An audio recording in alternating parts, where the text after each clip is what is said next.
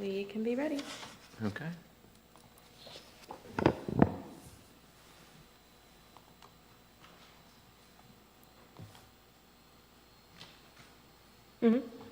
I'll call this meeting of the Orange Township Board of Trustees to order. Today's date is Wednesday, October 8th, and this is for our zoning hearing.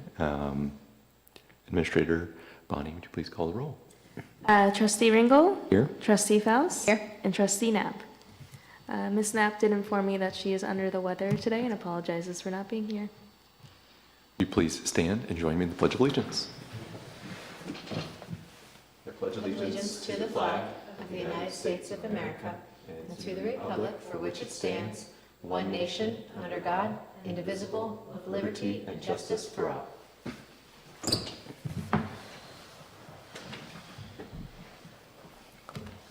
The only agenda topic we have today is our zoning code rewrite, and I believe we're going to start off with a presentation by our zoning director, Director Duffy.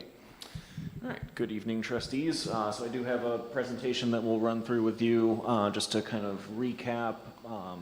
At our previous hearing, the board had asked for some further research and some more information on some discussion topics that came up at the last meeting.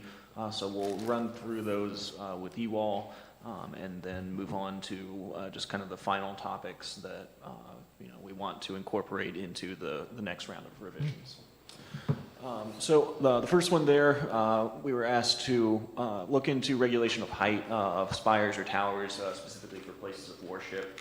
Essentially, the rule is that religious institutions can't be treated differently from other uses.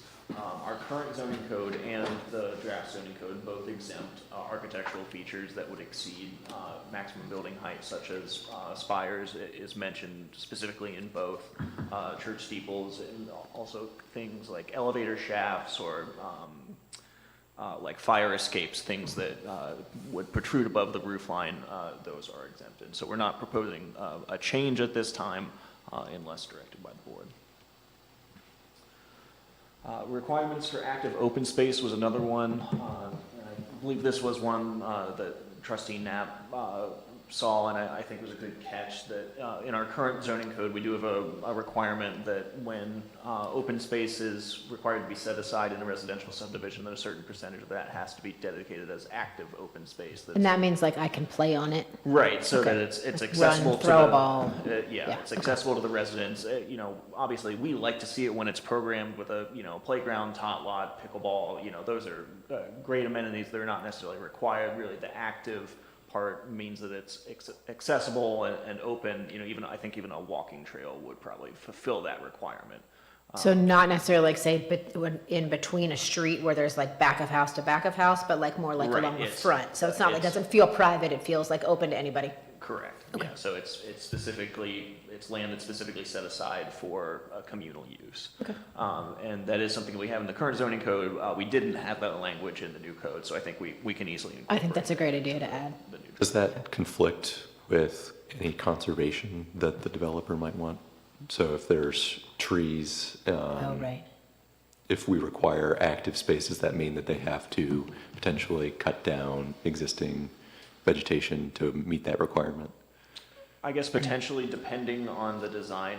So our current code, I believe, is 20% open space requirement in general, and at least 10% of that open space, or 50%, has to be active open space. So if that requirement couldn't be met, then yes, in theory, but that's when, we have other release valves for those kinds of special situations like divergences and variances. Okay.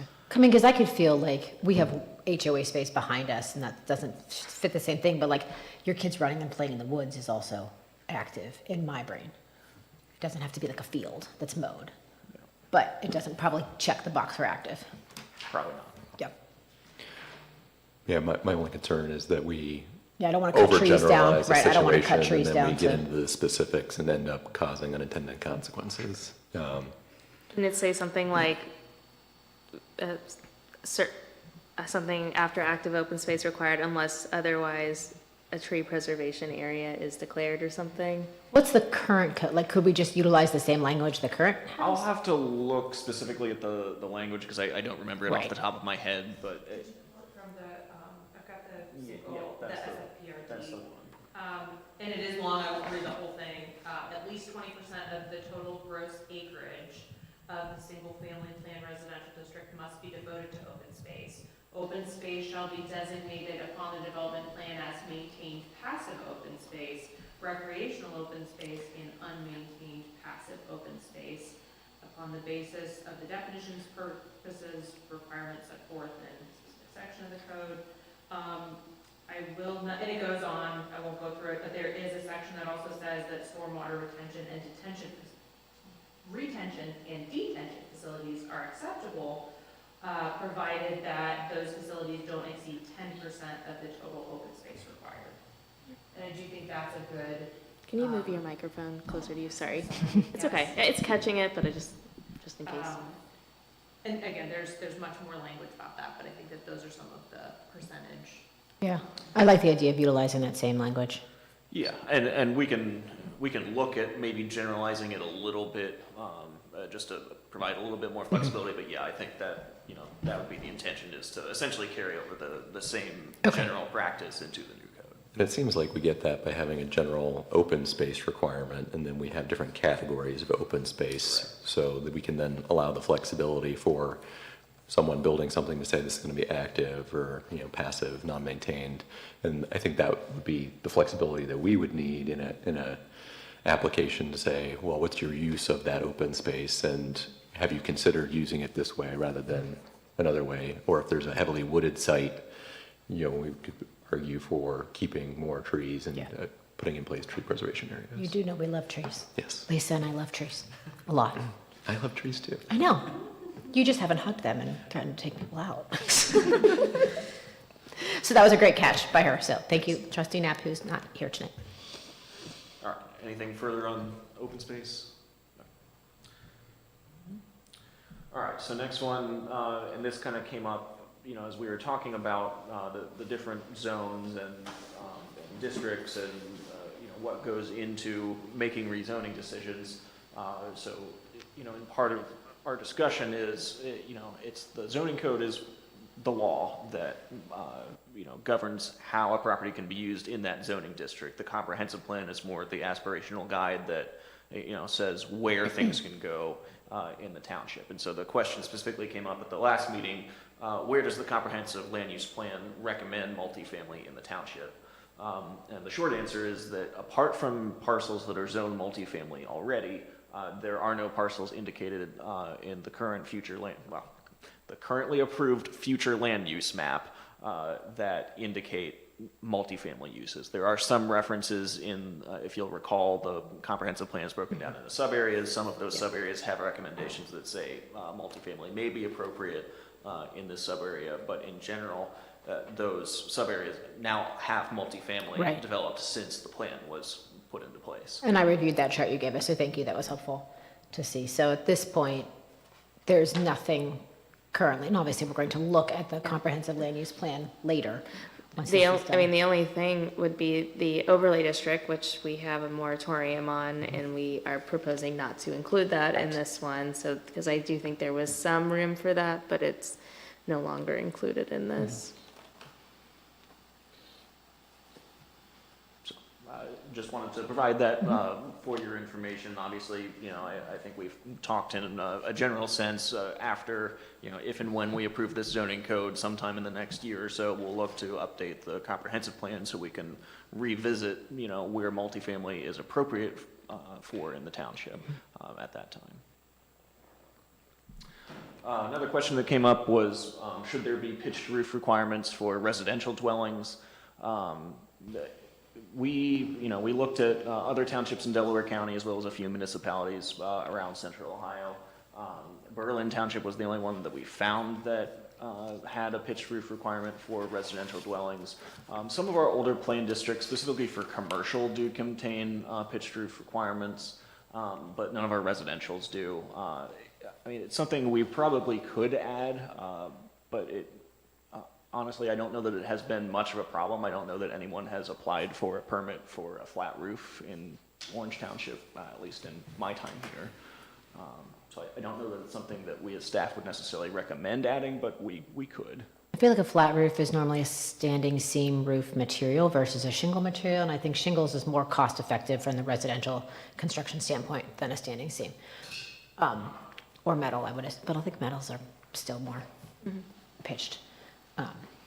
So So do you see us? I do not putting- see a need for Okay. it.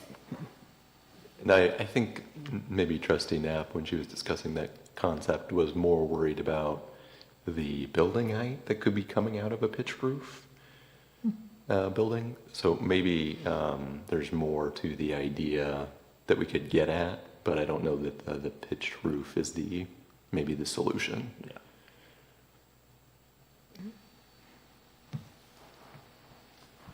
All right, moving on. So we talked about, again, what requirements do other municipalities have for plan districts, and we'll get into this discussion in a little more detail later in the meeting. But just in our kind of preliminary research, we looked at plan districts, again, in kind of the townships around us in southern Delaware County, and also in kind of the three municipalities that we looked at were Westerville, New Albany, and Dublin. And again, we'll return to this discussion a bit later, but just to present our research, there's no right answer. There's no single one way to do this. Some plan districts do have requirements. Some are a little bit more open in terms of not having specific development standards that have to be met. So Westerville was one that we found that did have some development standards in their plan districts. New Albany was much more open in general, which is closer to what we're proposing. And then interestingly enough, we found that Dublin really doesn't use plan districts. They primarily use straight zoning districts, which, hopefully our goal in creating all these straight zoning districts is that those are utilized and that the PUD would be more of a catch-all for unique projects that may require different standards than what the zoning code would allow. So we're kind of looking at a hybrid of Dublin and New Albany, because the goal is to get everybody into straights with the New Albany that is, like you said. Right. Correct. It's a negotiation at the time. So again, we'll kind of revisit that discussion at the end. I think that's one of the things that we as staff want clarity on for the next version of the draft, but that was in general what we found in our research looking at other municipalities. So the topic came up at the last meeting, looking at the lot size in the neighborhood zone, which is, the standard single-family straight zoning district that we're proposing. So the current draft, we had it as a 10,000 square foot minimum lot size, which is roughly equivalent to the SFPRD that we have currently, which is like 1,000 or 10,120 or something like that, just over 10,000. We did have a 55-foot lot width requirement in the draft code as well. It was brought up at the last meeting that, well, if you have that 10,000 square foot requirement and a 55-foot, width, then in order to meet that 10,000 square feet, then it ends up being, long, skinny lots, which is not necessarily the goal of the neighborhood zone. So we looked at kind of different configurations and adjusting those requirements.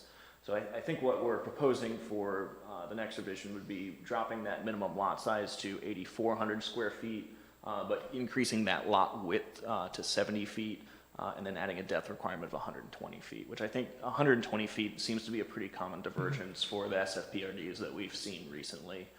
70 feet is pretty standard as well. And so looking back in some of our established neighborhoods, there was a section of Oak Creek that had those exact same dimensions. That was 8,400, 70-foot width, and 120 feet deep. I spent a little bit of time today on the GIS auditor's website just measuring lots in different subdivisions, and drove Summerfield as I was on my way over here, and that is 60 by, I've measured one that was 60 by 108, so, and it didn't seem terrible to me, so I like 70. Yeah. I think 60 was a little tight, and if you guys are proposing 70, so I think I'm comfortable with the 70 by 120 with the 8,400 as being our size. And obviously there's going to be, your dwelling unit per acre is also going to fit into that whole calculation as they're laying out their developments. Thoughts? Sounds great. Okay. Easy. So one of the other research requests was, again, looking at these other municipalities, have they done zoning code updates? What has their process been like? So of note, City of Delaware actually within the last, I think, 2 months has recently updated their zoning code, and they did it almost entirely in-house. I believe used a consultant for their signage code, but pretty much everything else was done internally. And so that was a total rewrite of their zoning code, and that was just approved by their city council again this summer. How long did their process take? 'Cause we're 6 years. Less in. than ours. Oh, okay, just I think it was about a year total. Oh, okay. Probably don't want to make comparisons. And, you know, cities. We're going into way more detail. Yeah, obviously, Fine-tooth you know, every municipality, every township, every city is different. Yep. You know, and the development history is different, the development pressures are different. So it's, in a way, it's hard to compare. You're always going to be comparing apples to oranges in some sense, but, you know, you have to compare to Right. something. And each community feels different because we're all individual, unique communities, so. Yeah, absolutely. Makes sense. So Westerville, we reached out to, and they said it has been something like 50 years since they had done kind of a comprehensive rewrite. They, you know, have updated many times to address specific issues. They had started to launch a full rewrite in 2016, but ended up putting that project on hold. Just as we've learned, updating zoning code is it's a long and tedious process, and as it's just very complicated. There's just so many factors to consider, so we certainly understand that. New Albany makes small updates multiple times every year, and it seemed like multiple times per year. It seemed like 7-8 times per year they were going through and updating their zoning code, which I mean we can't do. I don't know if that's the easiest for anyone involved, but you know, if you are updating things incrementally, those little changes will add up over time. You know, and speaking about zoning codes in general, this is not, you know, it's never a static document. It's something that, you know, we all see things that change over time, and you know, portions of the code that maybe didn't work as intended, or, you know, we see ways to make improvements. So, you know, if and when this new zoning code should be passed, I anticipate that we'll be making multiple edits, adjustments, amendments in the years to come. But hopefully, you know, again, if you start with a good foundation, then that process gets easier over time. And hopefully with all the different eyes that we've had on this over the years, and a lot here this last year and a half, we will have not so many, oopses. Yeah, I think it's healthy to revisit it if we do make any changes annually, or, you know, something that there is gonna be something we don't, Right, yeah, I'm we missed, but, you know, I think we've had a lot of eyes and time on this to get it close to perfect. And then for the last municipality that we reached out to, Dublin was a little closer to New Albany, just kind of making small adjustments over time, but it was a little less frequent. So they've done one so far in 2025 and 2 in 2024. So they kind of do a little more district by district. And, you know, they have very specific targeted areas that, you know, like Bridge Park and, you know, their historic downtown, that they have very specific requirements for. So those need tweaking from time to time. All right. Any questions about anything that I've gone through so far? All right. So next was kind of a request, because, you know, we have these street-facing facade design standards, which is new in the draft zoning code. So as a reminder, these are for non-residential buildings. Essentially, the goal is to have some architectural aesthetic requirements so that you know, we don't end up with a bunch of pole barns for commercial buildings that, you know, are blank, that don't add any community character. And there's a lot of architectural terms that we have defined in the definitions that, you know, I think for those of us who are not architects, which I believe is everybody in this room, I had to learn a lot about architecture and architectural definitions. I had 2 architectural dictionaries that were provided to me by Christine Trevellis, our zoning commission chair, who is in fact an architect. And I understand that these are not everyday vernacular, and so just seeing the words on the page, kind of, it's difficult to process and absorb, you know, what it means and what it looks like. So Eric Gajetsky, our senior zoning officer, kind of went through and put together these slides, you know, kind of showing what these look like in different settings. And obviously, you know, we're not getting elaborate Greek Revival style architectural buildings built in Orange Township, but you know, the basic idea of what they are is there, and hopefully, you know, if you look at these pictures and you line them up with the definitions in Article 3 of the zoning resolution, you get an idea of what they are and kind of what they would look like. And you know, if you drive around and you do find some of the commercial buildings that already exist in the township, a lot of them do have these features. They're just maybe not as ornate as some of the pictures that you see here. And the people that are designing the buildings should be architects, so they should know what the words mean and not Yes. need the pictures. But happy to go through, and I don't want to, you know, this is the definition of a medallion, but There's 2 pages of this, right, Michelle? there is 2 pages. Yeah. But Show us the if second you want to pull any specific terms for discussion, then we can. So the requirement in the zoning text is that essentially for each street-facing facade, so if a commercial building is fronting on a public roadway, then they're required to incorporate at least 3 of these features per 100 lineal feet Okay. of building frontage.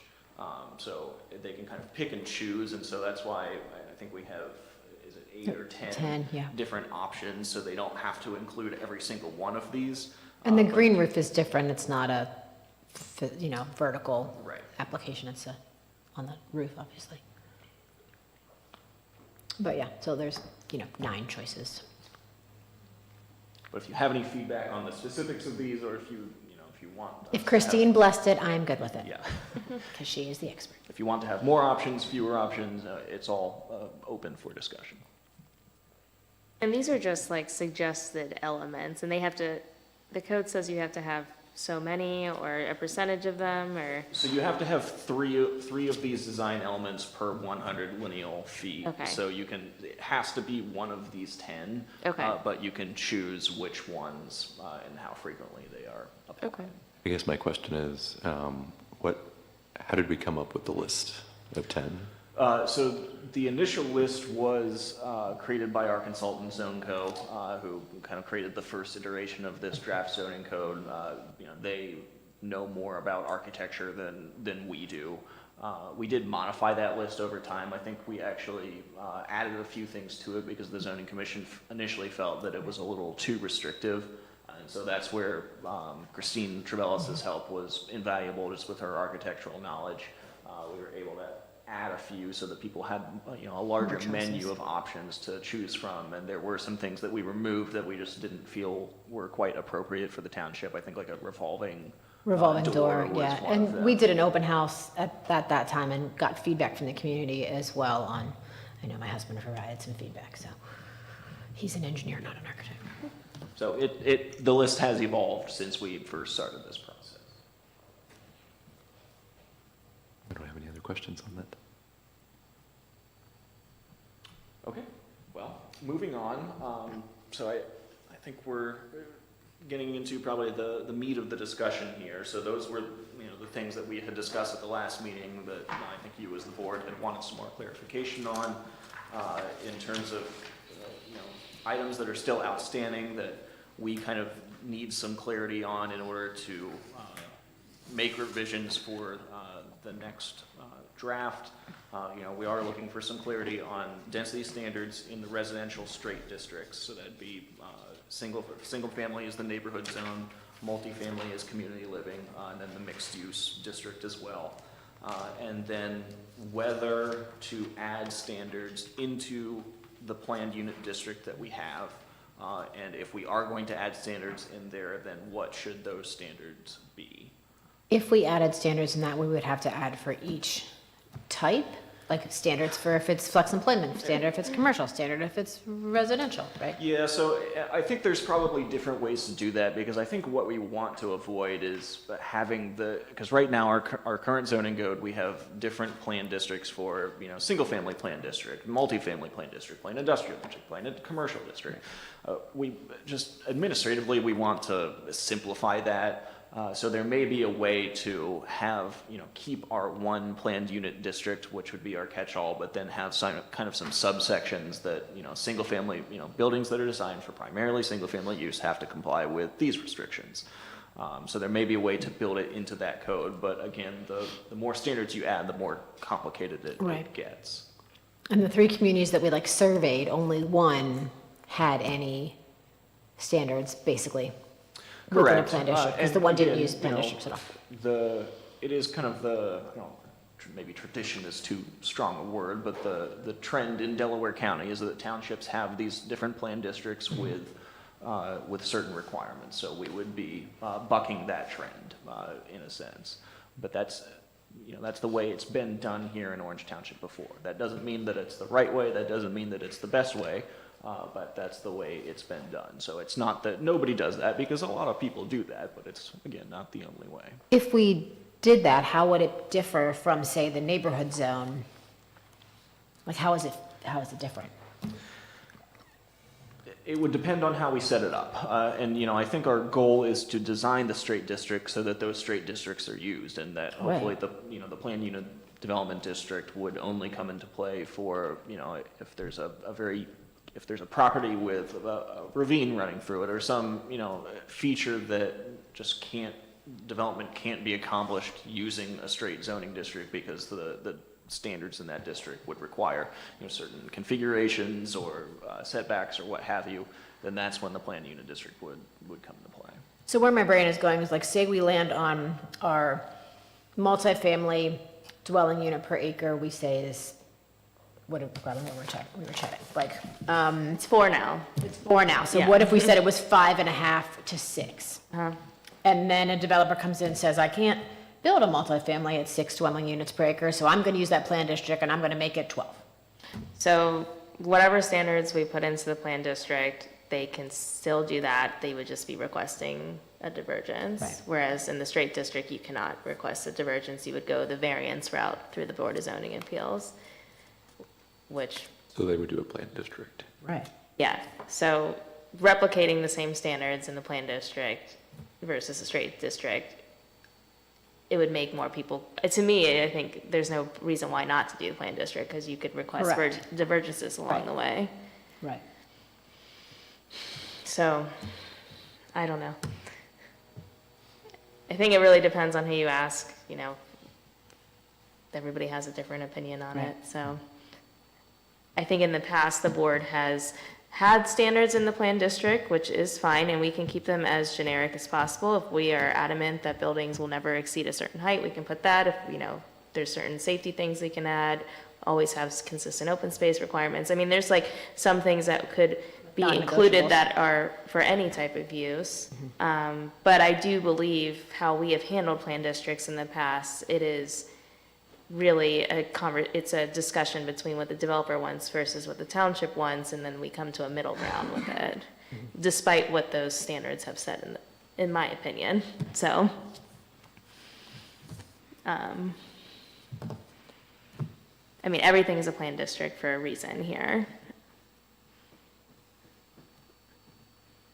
But if we set straight districts and as I've been using the term frequently, our bosses, which are 35,000 residents, like Mike and Lisa and I are accountable to, and they're saying, we don't want 3 dwelling units per acre in a neighborhood zone. And when I see that our average is 2.4 or something like that, I'm like, okay, let's 2.5. It's not 3, but it's more than what we've approved the last 5 years. But it's not what they're asking for, the developer. And they can go to the planned district, and then that's up to the board to decide. I mean, if it's not in line with the comprehensive land use plan, if it's not in line with any of the other districts in our code, I mean, we have a pretty good reason why we would say no to that decision. Yeah. And I think, if the pain point in particular is density, I think adding density standards to the plan unit district, it doesn't make it unworkable. Where it gets tricky is where, we start adding standards for a lot of things, if there's The lot size. If there's lot Yeah. size setbacks, then it becomes so cumbersome that, it might as well be a straight district at that point, because it doesn't accommodate that flexibility in design.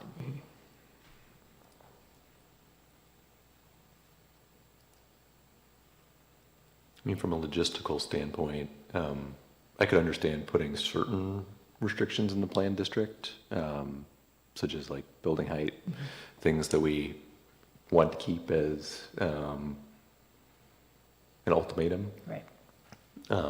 But again, I think when someone is going to try and go the planned district route, they're asking for additional flexibility. It doesn't have to be granted, but that's generally what they're asking for.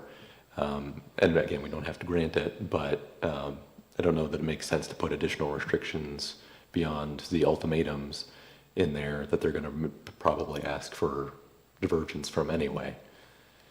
Yeah, like my big things off the top of my head would be like building height, and it's a commercial abutting residential, industrial abutting residential, keeping that setback, the 100 feet or whatever, that's what we've talked about consistently, those types of things. That And makes sense to me. that's in the general section? Yes, it is. So we could refer to that in the Yeah, plan we could. district, General. so, yeah.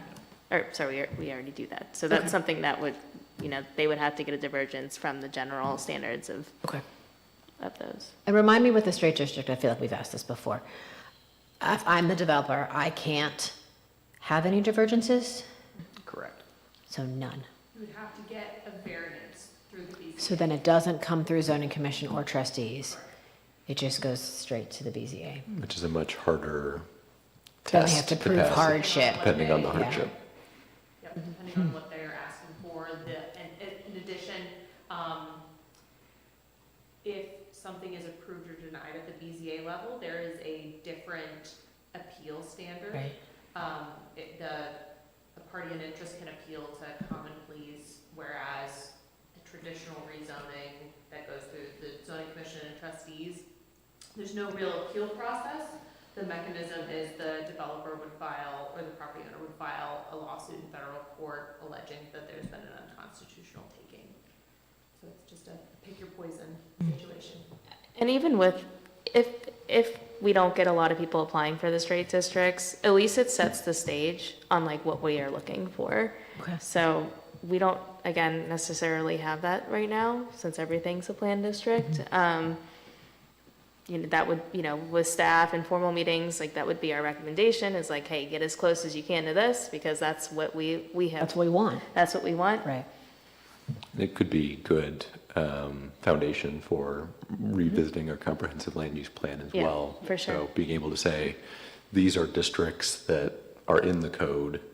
Community, do you like where these could potentially go? Do you want these to go certain places? And if we get feedback that people don't like,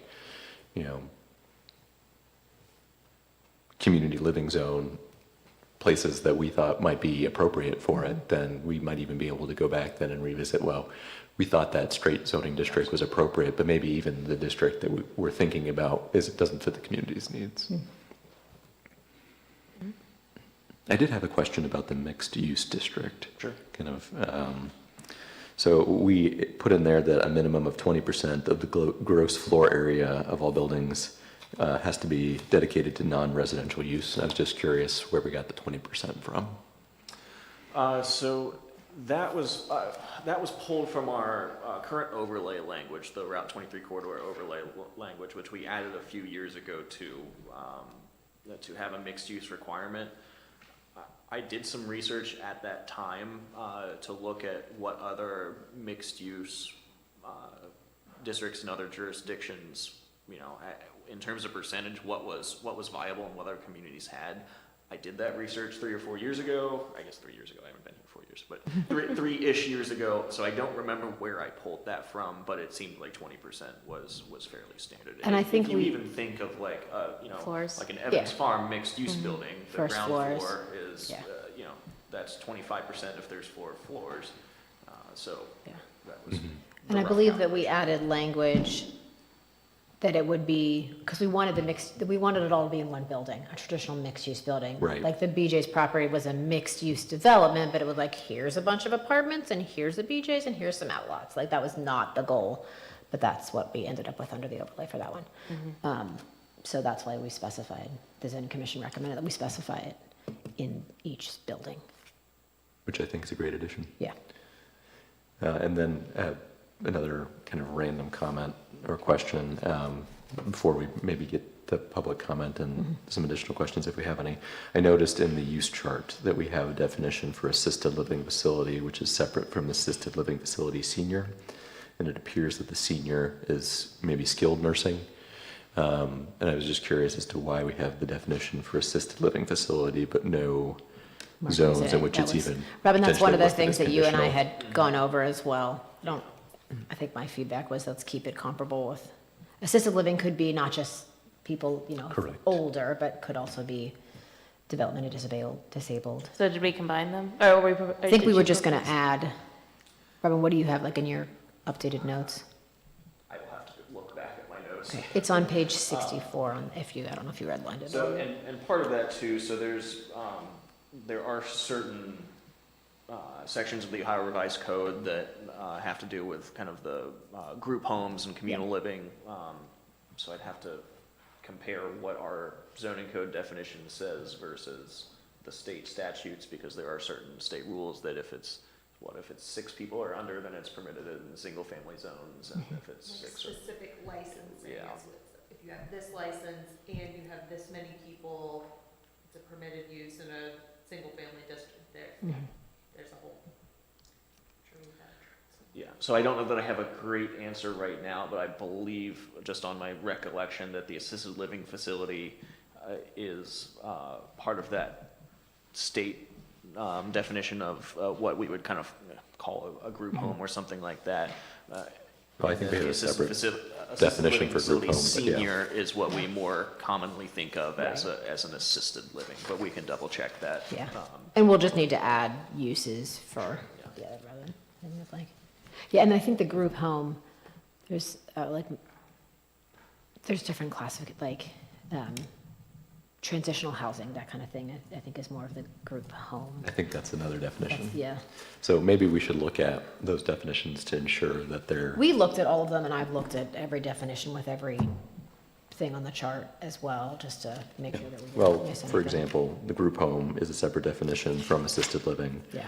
It's conditionally permitted in community living zone and neighborhood zone and farm residential, but for assisted living facility senior, we have it being in commercial corridor, flex employment zone, and mixed use district. So Now, I think maybe the that's group a- home feels more like a house in a neighborhood versus Right, and so a the group- facility. The group home definition does reference one of those Ohio Revised Code sections that I mentioned, which is 5119, which permits 6 to 16 unrelated adults in multifamily. It's complicated.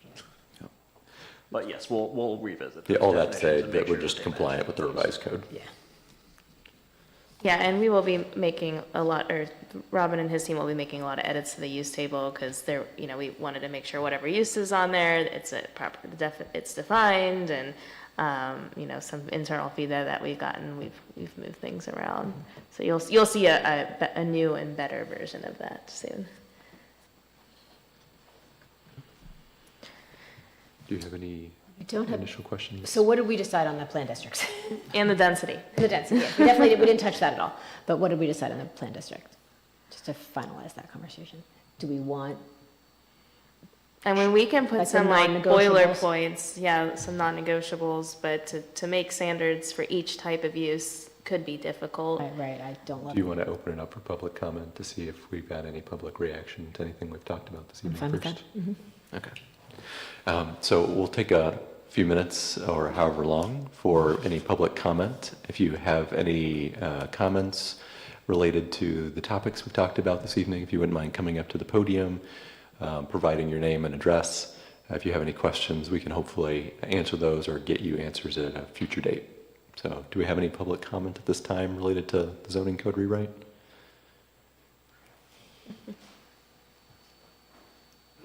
It's more of a question than a comment. Would you mind stating your name and address Yeah. first? Carl Von Deltier, 6840 Castleberry Mills Court. Thank you. So I'm reading out of the draft of the zoning rewrite. So I'm wondering about the neighborhood zone, if I can get a little bit of context about what the intent is here. And I'm a little bit, my history with this, I'm a little bit nervous about this based on our experience with Orange Cove last year. So I'd like to get a little clarification on what the intent is here. So it says, neighborhood zone accommodates existing residential neighborhoods while providing flexibility for new home construction in a manner that is compatible with existing development patterns and the goals of the township's comprehensive plan. that sounds a little loose to me. You know, the minimum lot size standards that are listed below it, which you were talking about earlier, which it sounds like you're going to amend, but those still, I mean, even 10,000 square feet, that's just under a quarter of an acre. That's not a real big lot. And if you want to shrink that down even smaller, and I think that goes to the root of my concerns, which is lot sizes that are too small with houses that are too big that look like they're crammed together. So I'm just kind of wondering how the standards on this are evolving to prevent another Orange Cove happening again. Do we have a comparison of, or did we derive our neighborhood zone from Single family. single family in some respects?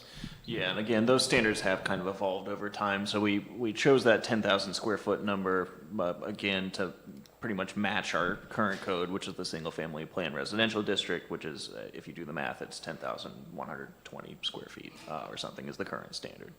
And again, just looking at those, different lot widths, could result in irregular lot sizes. We did do kind of a comparison chart of existing neighborhoods in the township, and what we landed on seemed to be pretty comparable to things that exist here already.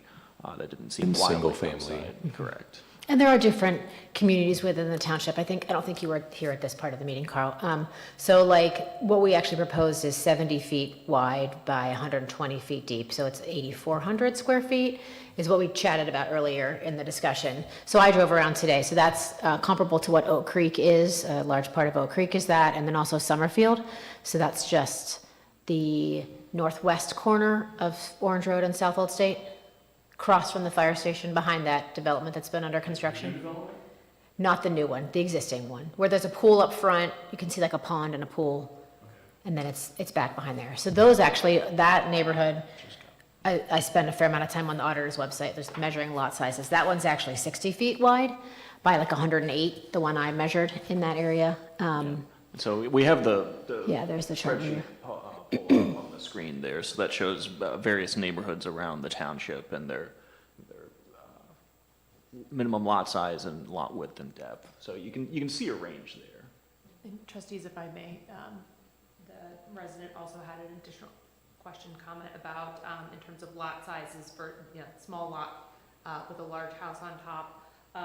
In the, neighborhood zone, there is a minimum impervious surface, percentage as well. I don't know that my copy is the most current percentages, so I won't read those out, but that is something that, helps to restrict and ensure that. The house is not too big. Exactly. Does that impervious surface include the driveway? That calculation? Yes. Okay. So that, and we're actually switching the way we do it. We've traditionally calculated impervious surface. We're actually switching it to calculate pervious surface. Right. But So the natural. the net actually increases from essentially, if you do it the way we're doing it now, which is 75% impervious maximum, it's actually going from 75% to 65% for total impervious surfaces. So we're requiring more natural, Correct. okay, On each individual lot. okay. So I think in short, maybe the response is that we're trying to match a lot of what the single family plan residential is already existing with the neighborhood. And that'll probably feel different than your neighborhood because I think yours has larger lots than that. But we don't want, at least I don't necessarily, can't speak for anybody else. Every neighborhood doesn't need to feel exactly the same in the township. Like there's some where people want the larger lots and there are some where people are fine with the smaller lots. So I don't think everybody has the same desires. And one of the developments I'm using for references, and I forget the name of the development, it's the Bob Webb development that's right adjacent to Abbey Knoll. And it's the, Is that the one right on South Old State, just north of the fire station too? no, when you drive. Oh, inside. I know where you are. There's no sidewalks. It's kind of between Yeah. adjacent to Abbey Knoll and Yeah, Kennedy Chase. yeah, I know where you are, yeah. Yeah, so that kind of gets the that development has bigger homes on smaller lots. And I'm not real crazy about that look, and I think that's what the builders are going for these days, so I'm just wondering what the standards are to address that. Is there a standard in the code for, percentage of lot to be occupied by the building? That's what we were talking about. This is the impervious versus pervious. So it's basically like what is the hard surface, like the house, the driveway, the sidewalk, that kind of thing, versus the grass. That's the impervious versus pervious. So it sounds like we're increasing the natural, so the grass, the mulch, that kind of So less area. house, Less house, more yard. more yard. Easy way to say it, That'd be good. comparable to what we had before.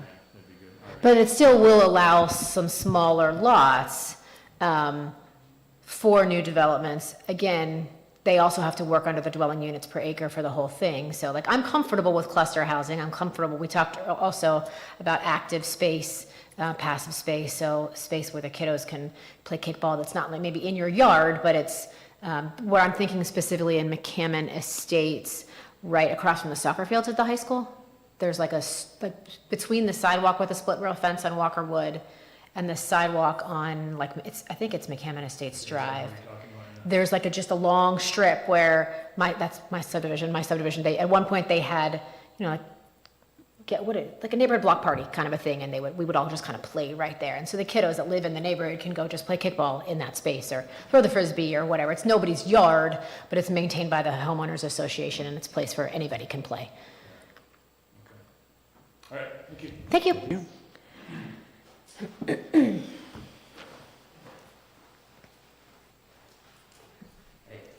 Paul Tout, 1385 Franklin Street. The pitch versus flat roof thing, that came up on August 27th. That wasn't residential, but that was a proposed rezoning to go to one of the planned districts and then get a multi-family building in under the max height by doing a flat roof and having 3 stories. So I think that was the context of that. I think you're right. Follow from P27. Those exterior features, I'm not an architect either. Some of those look way more expensive and complicated than others. And I'm looking at it going like, well, if I could just throw up a pole barn and put 3 awnings on it, like I want the awnings anyway. So I don't know if that counts or not. Can you do multiple of the same architecture feature? I don't think we have anything in the code that would prevent that, so possibly. Literally just trying, someone's gonna come in and do it. Right. So we poke the hole, right? Yeah. And the intention was to diversify the options Correct, and used, we- Because it's 3 within every 100 feet. Correct. Yeah. But The awning benefits the person that owns the building, like, doesn't necessarily beautify it. That's what you're going for. I'm not opposed to awnings. I mean, if you want the building to look nice, though. yeah, if they're looking to comply, they might just use awnings. Do you do like a minimum minimum. of 2 Do different elements? ones. Yeah. You have to have 2 different ones per 100 linear feet? Well, minimum of 2 for the entire Oh, building. 2 different ones. I guess I was just thinking like, Over the face of the building? yeah, Gotcha. because if they did something on the ends or, Oh. I don't know. Yeah. And currently, we have no standards on this. Yeah, so Right. that- We have nothing. So anything's better than, we're going for better. Yeah. Yeah. And I feel like as we looked at some of the pictures, like some of these things just exist, like in Meyer, in Walmart, there are vertical pillars, there, different things like that. Maybe not the Greco-Roman, some of the things on page 1. This is like right here. Oh, that's what that's called. Right. You don't want to forget that season. Right. Okay, have there been any other changes actually, weird question, like, how do I, other than coming to all of these or watching the videos, like, how do I stay up to date on what changes for, I only care about that part. Right. So how do I know, like, has anything changed since 827? Or like, how do I know? That was our last meeting, was 827, That right? was our last Last- meeting. Yeah. Were you here for that one? Yeah. Okay.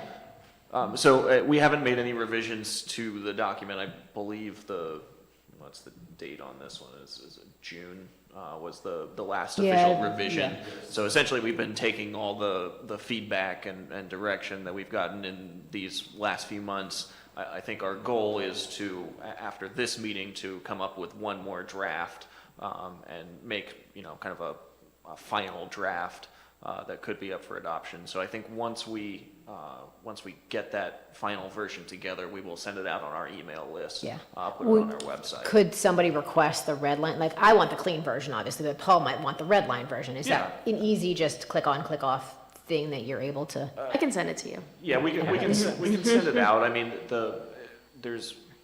because usually when we put things on the website and send them out, it's PDF rather than Word, which is what I Right. did. But we can try to get the red line out as much as possible. And I can email everybody that's been attending along Yeah. the way, Yeah. just to like let them know of the newest version. So that'd be great. I'm Yeah. super excited about the change. I assume nothing like snuck in or got changed, right? But just figure we're only doing this once every so often. Right. Yes. We appreciate you. We appreciate your participating. feedback, yeah, definitely. You've been helpful. Thank you. Thank Thank you. you. Would we, would a summary be helpful? Would we find that maybe confusing as well with the red line? I feel like it's like since the most recent one, because you've done summaries like up to this point. Yeah, I mean, I think what we'll do is, I mean, we'll have for the next draft, we'll have a red line version and we'll have the clean version like we've done.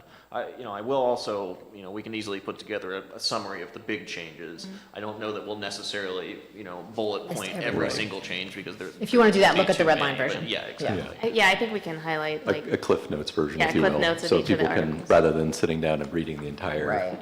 revised code, if they don't Pause feel back. like doing that, that they can at least look to topics that they may have more of an interest in and zone in on those. I could also just email you. I'll just ask you like the 5 things specifically. Yeah, totally. thanks. Have we had additional discussion about removing the Lewis Center Village overlay? I know I I feel like wasn't we here at did the that, last right? meeting, but I don't know if we actually confirmed that we were going to do that. Well, so we haven't made a new version of the draft without the Lewis Center Village, but Oh, I right. think that But that was, is the That's the based on consensus. discussion, there was Yes. consensus from the Okay. board that Yes, that that's was what my we So we're, should do. yeah, yeah. Yeah, So I you think will not, trustee you will not Ringo, see it. Yeah, the LC Village will just fall under the farm residential. So that, Based on the that feedback cliff from- note will be, it's removed. And trustee Ringo, I think that was the meeting that you were absent, where Yes. the other two kind of gave consensus, Yeah. and you had attended that meeting previously, so we kind of knew you were on the same page. Yes, do we want to discuss? I think so. Thank you, guys. The dwelling units per acre, density. You put together a chart, correct? Or a We table did. that had, And we have two different charts, one for single family, one for multifamily. Obviously, since we don't have a mixed use zone currently, we didn't do one for mixed use. Michelle, I believe I put those in the Dropbox, but I didn't have them pulled up, so you got them. curious in seeing the averages that had been approved. I think we had just listed the total unit count for each development. Yeah, so for single family, I mean, obviously, there's more single family zones currently. And we went back a little farther for about 20 years, so you can see those a little farther down the page. The newer ones were closer to the top. The 5-year average was there also in terms of developments that have been approved over the last. Oh, yeah, what was the 5-year average? 5 years, 2.34, 2.34. thank you. And that excluded outliers, correct? That included all of the most recent ones, so I guess it depends on what you mean by outliers, but I guess we So didn't have. the any- outliers would be maybe more so, I mean, we didn't factor in the early years because 2001 Orange Township was a lot different then, so. Right. I think there were, if I recall correctly, more unit variances than the multifamily. Yes. Correct, yeah. yes, I So agree. maybe that, I think, Yeah. really required removing some of those outliers. But just doing a, visual scan besides the 3.28 for Aurora Farms, that might be the most dense that I see there in the last 5 years. Where, and remind that me was where that amended one is. and revised downwards, so. Remind me where Aurora Farms is? That is it's the southeast corner of North Road in Shanahan. Oh, That's where the new one, right, okay. Yeah, so It's a it was 3.28 to- approved back in 2022 Yeah. as the condos with 3.28. And then we made it single And then it was family. the most recent one Yeah. on top there. It was recently amended for density of 2.72.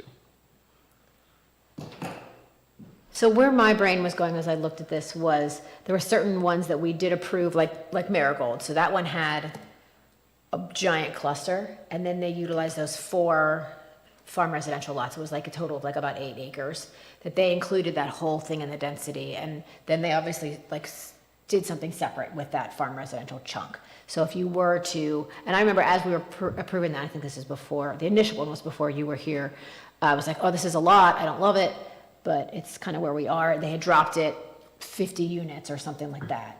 There were a lot of factors into why I went ahead and said, okay, this is all right. So when that one is basically 2.98, so 3 units per acre, and I had like as I was approving that, I don't love the idea of saying 3 units per acre if I had heartburn with that before. So my brain is, if our 2-year average is 2.34, I'm comfortable with 2.5. That's definitely more than we had now. It's not as much as people are asking for. But again, our bosses are the 35,000 residents. My bosses are not the developers. So I'm accountable to, and I think we all are accountable to the residents. So I'm fine with 2.5 yeah, as that's well. where my brain is vomiting all that out loud. So we got consensus 2.5. Do we have a median of what projects would fall under that or below that? They're not like carved out, but Right. You know, I think probably the ones that are going to be above that are primarily condominium developments, Yeah. which, depending on how you classify it, can be single-family or Or multifamily. multifamily. Carl, are you in McCammon as Chase, Abbey Knoll? What's your subdivision? Abbey Knoll, okay.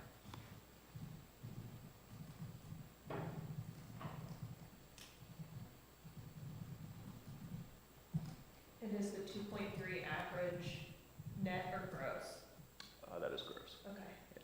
It's gross everywhere up there except when specified as net. Okay. But our current zoning code utilizes gross.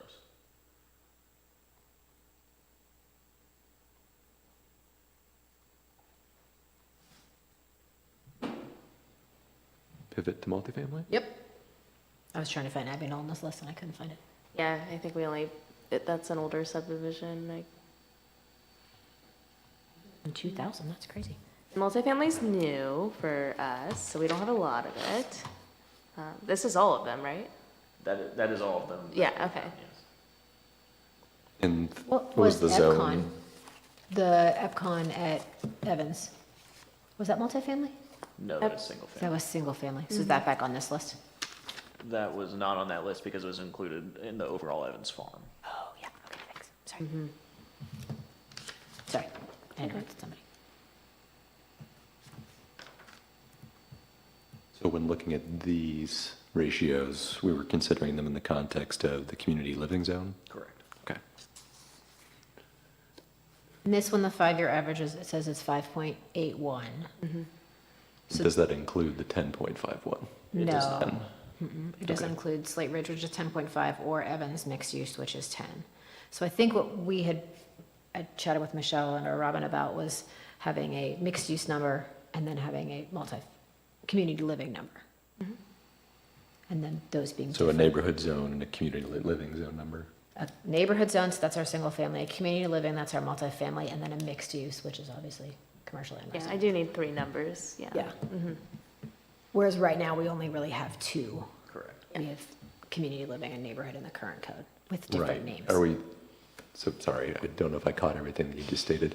So we're planning on applying whatever would be the multifamily density requirement in community living zone also to the mixed use No, district? 2 different numbers, Okay, separate numbers. And currently in the current draft, so the neighborhood zone, we have at 3, and then the community living and mixed use, we have both at 8 in the current draft. But Right. if the board wishes to have different numbers for the multifamily and mixed use, that's perfectly fine. Yeah.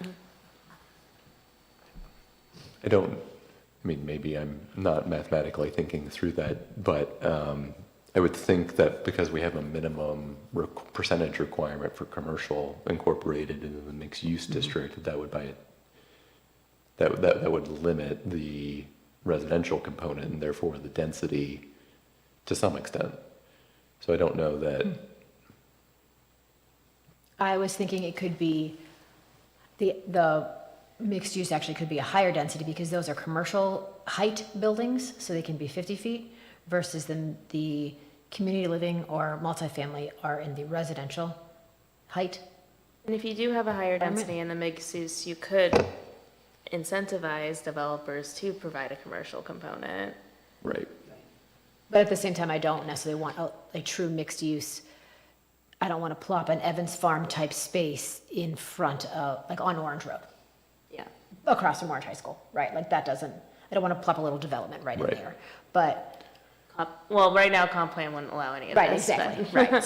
So my brain was thinking, so community living, which is our multifamily, I was thinking more like 5.5 to 6. The code currently says 8. And then mixed use, because our mixed use areas are, my brain is going to Evans. Which is 10. It was more like 10. Right.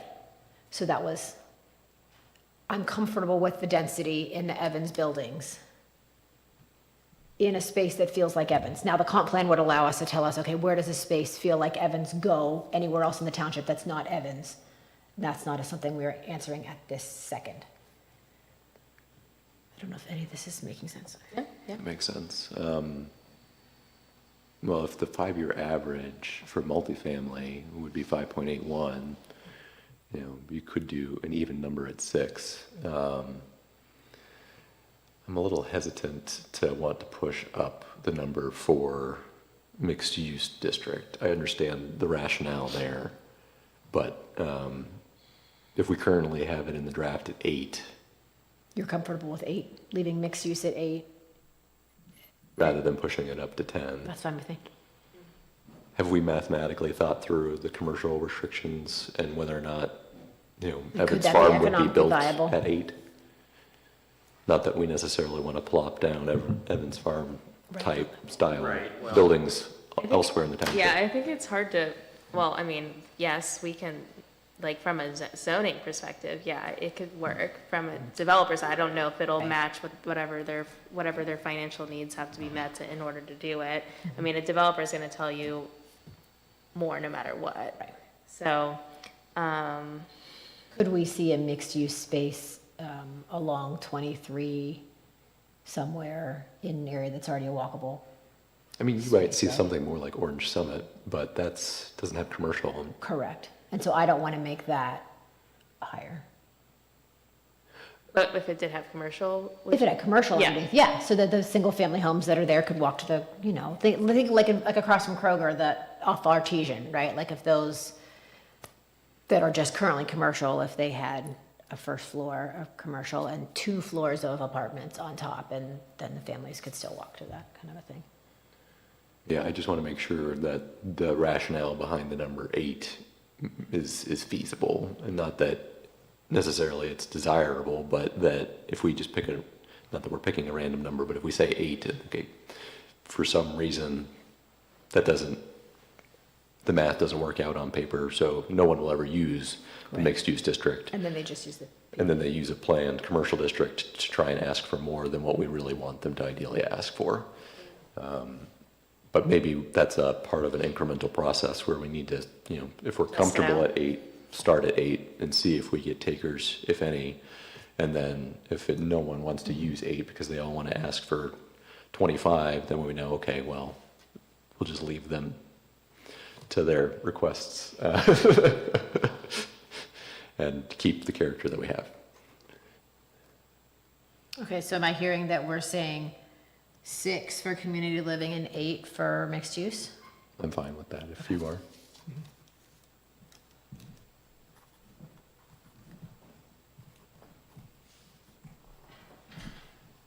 Okay, what else we got?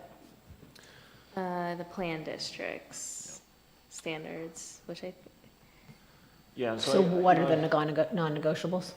Is that what we have to Right, come and up so with? I think one of the questions is, all right, if those are our magic numbers for density in the straight districts, do we just want to roll those over into plan districts as well?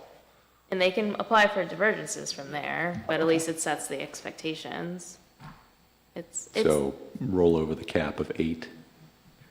Correct, and I'll work with legal on exact language, but I think there would be a way to, have subsections that, say, PUDs that primarily have single-family uses, the density limit is 2.5, PUDs that have uses that are multifamily, then it's 6, and then mixed use would be 8. So I think there's a way to accomplish that. We'll have to tinker around with the language. We currently have in the draft that if there's any density greater than 4, that they'll have to join our new community authority. I believe 3, actually. 3. Can we keep that? yes. Like with what, all these things we're saying here? Great. Yeah, and so and that's actually, it's not part of the zoning code, that's part of the new community authority policy document, which is outside of the zoning Okay. code and already approved by the board. But it's referenced Yeah. in. It is, Yeah, it'll, yeah, and the JED too, on the commercial side. Okay, cool. And then other non-negotiables, we talked about building height, setback from between residential and non-residential, general. So really the general standards. Yeah, basically. yeah. Which makes sense. Yeah, right, they are general. General standards should apply to everyone. Generally, everywhere. Yeah. And then height is, what did we decide on, 50 still? Did that say? 50 and 35 is where we are. Okay. 50 for commercial, 35 for residential. Okay.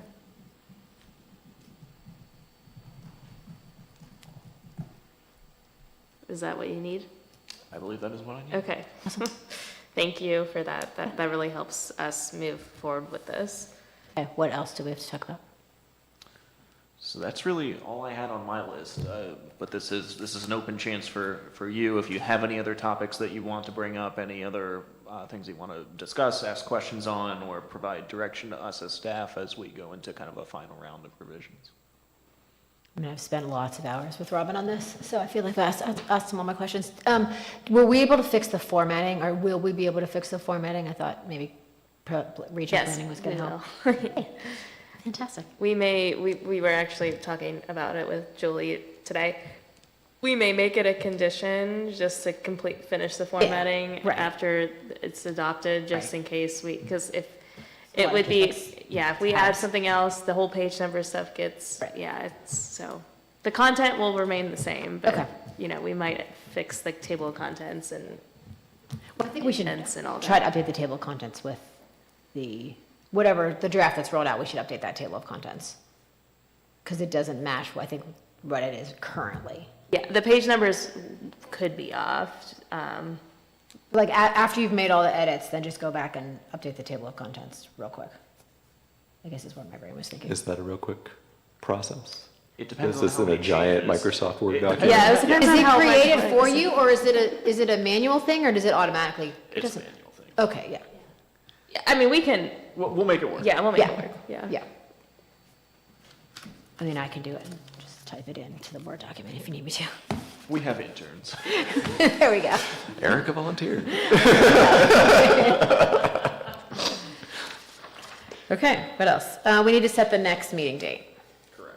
Yeah, and so Robin would like about 6 weeks prior to the next one. So ideally, 4 weeks, we'll get edits done, and then have you all have 2 weeks. So that's November 19th, it's the next, which is also a trustee meeting day. I don't know if we care about that. I know trustee Knapp said November 18th works. I don't know if we can get it a day earlier than 6 weeks. Is that zoning That'd be commission? Fine, I think I just have to look and see if that's a zoning commission date. Okay. Or, The 18th works for me currently. Oh, it's my kid's birthday. Oh. It's birthday season, guys. The 19th works, there's no birthday that day. But if she needs to do the 18th, we'll just have to celebrate a day early. I also have a potential conflict that evening, so Okay. or if we want to get past Thanksgiving, December 2nd is an option too. We can't do it on the 12th, I know it's only 5 weeks. But that might know more for Lisa. Is that, I mean, how much time do you want once the edits are done? personally, I'd like at least 2 weeks for the Okay. community to Yeah. have a draft in That's true. hand. Okay.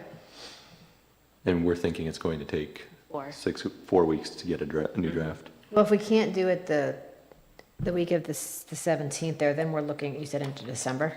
The Yeah. first week of December. I know she can do December 2nd as an Okay. option. What about the 17th, 20th, or 21st Of Of- December? of November, the week before Thanksgiving? Yeah, so the BZA is on the 20th, zoning commission does have a meeting scheduled for November 18th. So So what about the this is- 17th? Is open for me. Do we know? if- She gave me 2 dates. She did say Wednesdays are hard, so hopefully the Okay. 17th can work. Okay. And if we have to change it, we have time, we can. Mm-hmm. Although, do we have to renotice? if we don't Yeah, we set could it either here? renotice or open the hearing and continue it again, depending Oh, on okay. people's schedules. All right. Yes, come on Out back of to the the mic. mic. The mixed-use district, there's no minimum pervious surface percentage of the lot area. Why not? That is a good question. Yeah, what article is that, Paul? That is, you don't know. No. 18.01. Thank you. I gave away my table of contents. Erica's fixing that for us. I am. That's my job. Because that's 8 units per acre, right? That's what we landed on would be So, 8 units To per me, acre. like, that becomes the least important part of what we do with that property. So the mixed use, I'm processing that. The mixed use space is going to feel like, again, Evans, I feel like there's very little pervious, there's very little pervious Yeah, space. there It's is- like a there is still commercial. requirement. There's, yeah. I think that should be added. Yeah. Okay, so we should I fix don't that. have a good reason why it's not. Okay. So, That- what is the normal percentage of pervious? You know, what is it in the commercial area? So in our current code, I believe it tends between 75 and 80% impervious maximum. So on the commercial corridor, it says the minimum pervious is 25% Yeah. currently. So then should So we make it this should- it'll 25%? match, Yeah.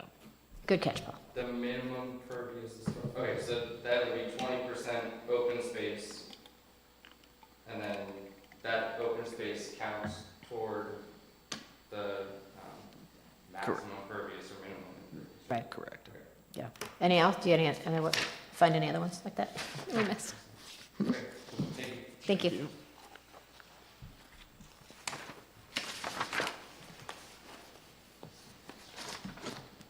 Okay, so the follow-up meeting is November 17th, Yes, did you want to do it at the same time? 6, please? Yeah. I'm fine with that. Yeah. I would like trustee Knapp to be there if she can't, Yeah, if so if she's she can't, available. let's So let's change the day. reschedule if she's unavailable. Yeah. I think we should all ideally be at that meeting if I we're agree. thinking of Adopting, adopting. yeah. I can try to reach out and go on a few minute recess. Sure, from yeah, that. you want to try that? I'm fine with Yeah. that. Is that okay? Okay. Take a brief 5-minute recess.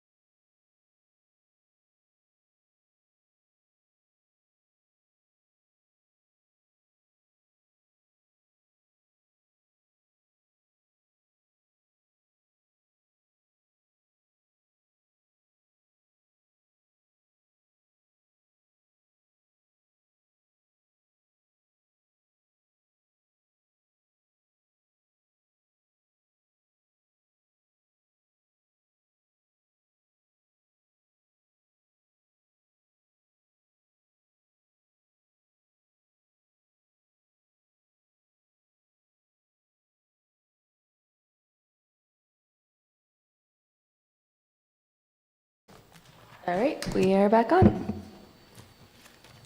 All right, we were able to confirm that trustee Knapp is also available November 17th at 6 p.m. So that's when we will schedule our next zoning code rewrite hearing. Any other further questions or discussion? No, just thank you to Rob and all the staff for all the work you guys have put in. Yes, it's been a very long process. Yes, yeah. Thank you. Almost there. To our residents as well. Yep. I'll then make a motion to approve Resolution 25-265, a resolution to continue the public hearing for zoning application ZON-24-05 zoning code rewrite to the evening of November 17th, 2025 at 6 p.m. Second? Trustee Ringel, Yes. trustee Faust. Yes. Motion carries. And then we have a meeting adjournment. Do I need a resolution number for that? You do not. Okay. Seeing no other business to come before us this evening, we will